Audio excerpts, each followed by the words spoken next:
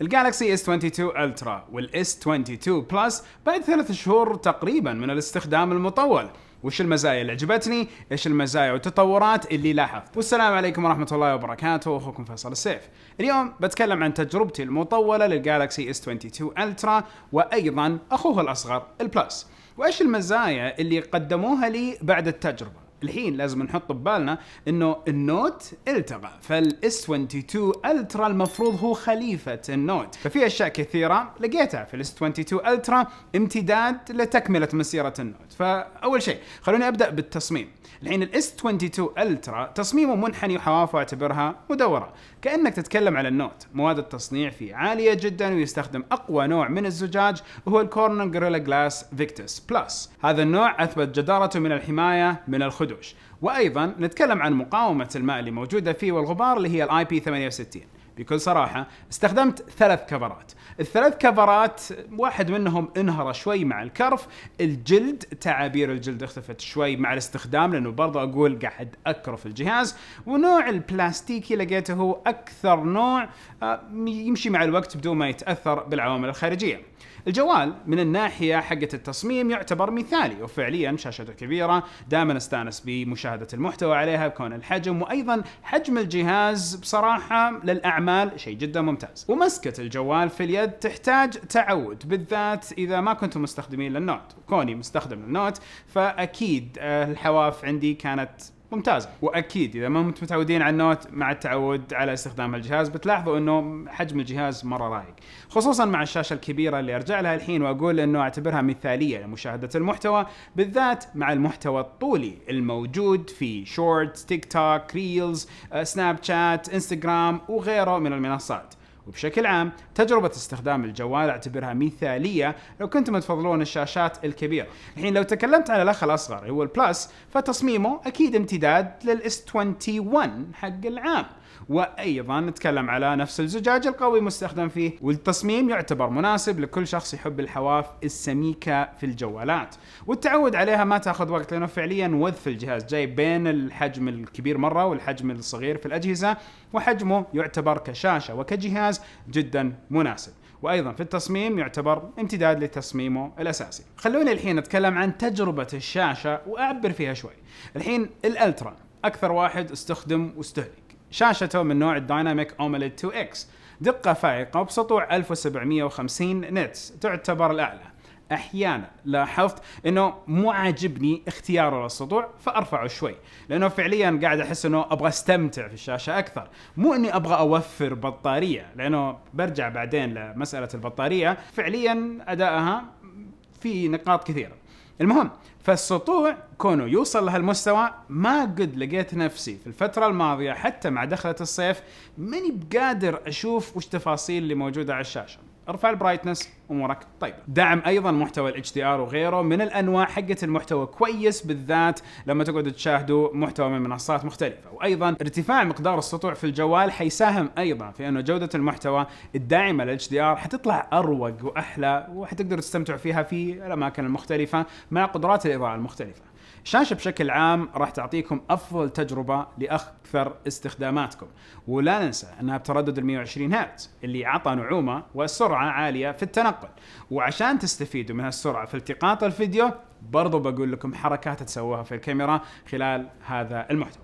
المهم ارجع انه المحتوى المدعوم في الالعاب المفروض انه 120 هرتز، مو كل الشركات قاعده تنزل هذا التردد، فالفريمز بير سكند على الالعاب حسب المطور، ولكن الجهاز لل 120 اموره تمام. وبرضه الشاشه موفره للطاقه لانها بتردد متكيف. كيف يعني؟ كل ما نزل التردد على حسب المحتوى، أنا قاعد أتصفح صفحات إنترنت بدون فيديو ينزل التردد، وكذا ما تستخدم البطارية بالذات مع تعود الجهاز عليه. ونقطة أساسية إنه لو تكلمنا على التردد الأساسي في المحتوى هو 60 هرتز، هنا لا، المحتوى المتكيف على حسب المحتوى حيعطيكم. وتجربة الاس 22 بلس من ناحية الشاشة رايقة أقل من ناحية الحجم، ولكن السطوع هو 1750 نتس، ونفس تجربة الالترا ممتازة من ناحية المحتوى. الجالكسي S22 الترا معروف انه النوت الجديد، وعودة القلم معه عطته معنى اكثر. اداء القلم صار افضل، استجابته اقرب للواقع، يعني شخطة القلم على الشاشة وتطلع القلم بدون ما تحسوا انه في تأخر، وهالشيء كان موجود بشكل خفيف على النوت 20 الترا آخر نوت. الكتابة فيه تعطي شعور واقعية، القوائم الجانبية واختصارات القلم موجودة، الإيماءات الهوائية مدعومة، قائمة أطول من ناحية التحكم بخصائص القلم وأيضا الدعم، تحويل القلم ريموت موجود، ولا زلت أقدر أقول إنه النوت 22 هو الاس 22 الترا، وموجه لمحبين النوت. ومن منظوري أشوف الترقية له منطقية جدا من النوت 10 و10 بلس و21 بكل أحجامهم. هذول اعرفوا إنه ما تسوى عليكم مرة الاستثمار إلا إذا أنتم كارفين الجهاز صح. الله يبارك لكم يا رب. الكاميرات كان لها تجربة مختلفة مع النوت ومحسنة بشكل كبير عن آخر نوت. رجعنا نقول نوت الترا. المهم، فوق ما انه الكاميرات تحسنت كهاردوير، السوفت وير والبرنامج التشغيلي حصل على نصيب كبير من التحسينات. صارت تطبيقات تستفيد من الكاميرا زي سناب شات، وسناب شات صاروا الحين قاعدين يحاولوا يلحقوا على الجودة حقة الالترا. فاولا لاحظنا انه في التصوير مع الالترا الجودة عالية. يجي ايفون يفتح الستوري حقة سناب المصورة بالالترا يجلس معاه وقت التحميل اطول، كون انه المحتوى مأخوذ بدقة اعلى، وايضا واضح انه للحين سناب ما ضبطت التشفير حقة الملفات. وايضا التقريب الى 100 مرة مع الالترا موجود في نفس سناب شات، يعني خصائص الكاميرا تنتقل للتطبيق. وايضا مع البلس الى 30 مرة. والتصوير الليلي في نفس السناب أداؤه ممتاز، ويصير الجهاز يقلل إطارات عشان ياخذ إضاءة أكثر. والتصوير الليلي على سناب صح تحسوا إنه الفريمات شوي كذا، بس باين الأمور أكثر بكثير من المنافسين. وسويت مقارنة ما بين نفس سناب شات وأداؤه على الآيفون وأيضا أداؤه على الألترا. ملاحظتي الوحيدة على سناب في الفيديوهات الليلية مع نزلة الإطارات اللي مو متعودين عليها ولا يعرفوا الحجة، حيلاحظوا إنه ما في نعومة موجودة في الفيديو. وأقدر أقول الموضوع يبغى له تحديث سوفت وير من سناب شات لتطبيقهم على أساس امورهم تصير تتكيف مع التقنيه السريعه حقت الكوريين. الحين انماط زي التصوير المحترف حيعطي خصائص اضافيه، والفيديو المحترف ايضا يعطي خيارات اعمق وتجربه تصوير افضل. تقدروا تصوروا بدقه فول اتش دي 120 اطار. كمية النعومة اللي في 120 إطار مو طبيعية. وأيضا كذا حتقدروا تصوروا 120 إطار وتنزلوا فريمات في التحرير في تحريرات الفيديو، وتلاقوا انه الصورة كأنها بطيئة بنعومة عالية جدا ممتازة.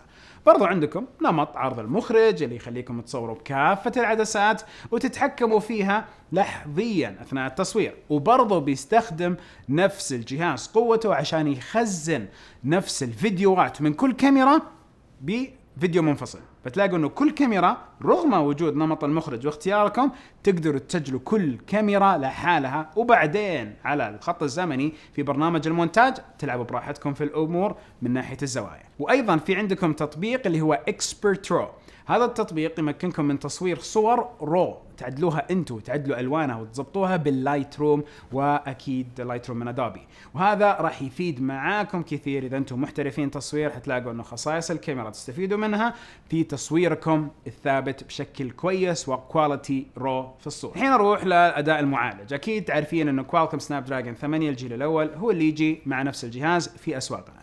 المعالج بعد التجربة كفاءته وثباته أفضل، وأيضا مع الوقت اللي قاعد استخدم فيه الجهاز الحرارة أحس أمورها جدا كويسة. البطارية تعتبر كبيرة في الجوالين، ففي الألترا 5000 وفي نفس البلس 4500، وعطت في الاستخدام تجربة جدا كويسة. والجهاز فعليا خارج الدوام أشحنه مرة واحدة وهي فترة الليل، لأنه خلاص حطه لما أجي أنام حطه على الشاحن أموري طيبة. أفكه على الشاحن تقريبا من الساعة 6 7 وخلاص يستمر معي باقي اليوم وأموره طيبة. نهاية اليوم خلاص على شفا أنه يطفى مع الكرف الكبير اللي قاعد أستخدم فيه الجهاز. بالدوام لا أضبط الموضوع، فألاقي نفسي شبكته على الشاحن لفترة نص ساعة حاجة زي كذا خلال الدوام. هنا أعرف إنه إلى الليل أقدر حتى ما أشحنه واستمر معاه للصباح. فبصراحة كفاءة البطارية في الألترا ممتازة. وأيضا رأس الشحن اللي بتستخدموه بيفرق معاكم، فإذا استخدمتوا الرأس الصحيح تقدروا تشحنوا من 0 إلى 65% خلال نص ساعة بس، وهذا الشيء ينطبق على الالترا والبلس اذا تستخدموا شواحن 45 واط. حتى النظام يستفيد من قدرات المعالج زي ميزة الرام بلس اللي تزيد سعة الذاكرة العشوائية الى 8 جيجا بايت باستخدام ذاكرة السعة التخزينية. صدقا ما جربتها بشكل مكثف كون انه ما احتاجه بشكل كبير. الشيء هذا بيفرق معاكم في الاستخدام الثقيل. وبرضه عندكم نمط معزز الالعاب يتيح خصائص اكثر داخل اللعبة زي حجب التنبيهات وتسجيل اللعبة. بهالنمط بصراحة بتلاقوا نفسكم دخلتوا جو. فهنا نصيحة انكم تحددوا الوقت وتعرفوا ان اموركم طيبة عشان ما تلاقوا الوقت ضاع عليكم كثير انتم في الالعاب. ايضا مراقبة الحرارة واستهلاك الذاكرة اثناء اللعب موجودة بهالتطبيق. حتى البطارية راح يبين عمرها امامكم. وكمان تقدروا تفتحوا التطبيقات بنوافذ صغيرة داخل اللعبة عشان ما تخرب عليكم الميزة. والميزة هذه موجودة في جوالات أخرى لكن عن تجربة أدائها أفضل من ناحية الجالكسي خاصة مع المدة المطولة في الاستخدام. من المزايا الجميلة أيضا في الجهاز طوروا في سلسلة الجالكسي ميزة الدكس اللي تحول الجوال إلى كمبيوتر محمول ويتوصل بشاشة خارجية سواء سلكية أو لا سلكية، وتتحكموا بهالجهاز الممتد من الجوال أو عن طريق فأرة ولوحة مفاتيح تدعم البلوتوث. الحين الجوالين يدعمون ال 5G واللي يعطي سرعة تحميل ورفع كبيرة. وصدقا لقيت لما يكون عندي سفرات وروحات وما عندي شاحن بوقت قريب لقيت نفسي أفصل ال 5G واعتمد على القدرات الأخرى، فهنا أستمر في استخدام الجوال فترة مطولة. برضو أكثر استخدامي على الجهاز عشان أكون راسي مرتاح دائما حاط نمط توفير الطاقة مع تفعيل التنبيهات، وأعرف أن التنبيهات تجيني بشكل دائم.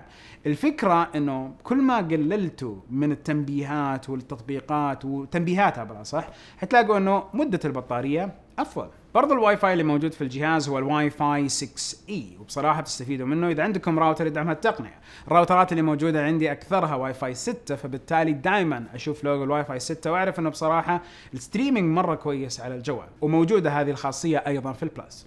وبرضو الجالكسي S22 ألترا يعطي تجربة صوتيات مرضية وداعمة لتقنيات الدولبي آتمس ويعتبر واحد من أفضل الأجهزة في السوق من هذه الناحية. وحتى لما قارناه مع أجهزة أخرى كان يتفوق بالعلاوة حقت الصوت. وأيضا التوضيح الشيء هذا راح تلاحظوه في الملفات الصوتية الغير مضغوطة الرو لأنهم بطبيعة الحال صافية وتستفيد من قدرات السماعات. ولو جيت للخلاصة فالجالكسي S22 ألترا يعتبر التطور المنطقي لسلسلة النوت سابقا.